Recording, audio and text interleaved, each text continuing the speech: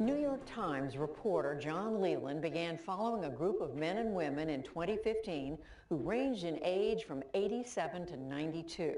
What he learned shattered his expectations about aging and death, as he explains in his humble opinion.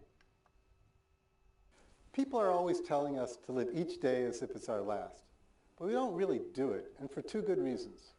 The first is that if you really thought today was your last day, you wouldn't pay the utility bill or save for retirement.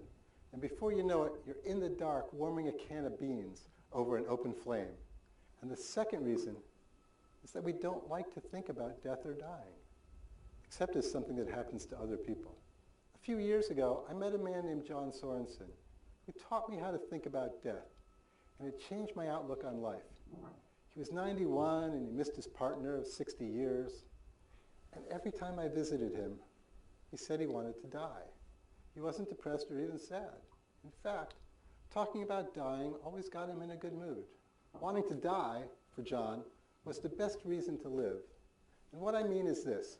He loved opera and he loved old movie musicals, and wanting to die meant acknowledging that this might be the last time he ever heard Jonas Kaufmann sing Wagner or watched Gene Kelly singing in the rain. This made each time more worthy of his attention. And the same for visits with friends. It's a textbook economics of scarcity. His days weren't fleeting.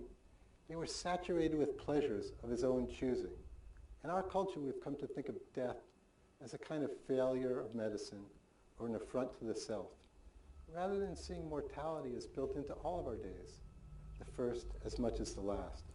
Viewing death this way as unrelated to life or antithetical to it does a disservice to the days we have, because we don't know how to value them.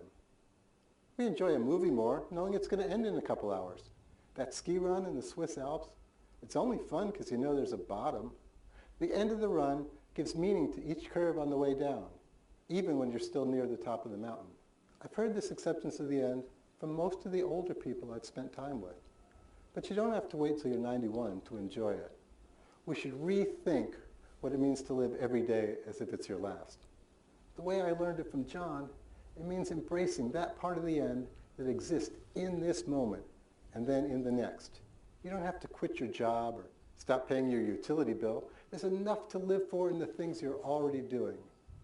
Each brush with a stranger, each moment with friends, each kiss or caress, there's a little bit of our mortality in all of them, but they're ours for now.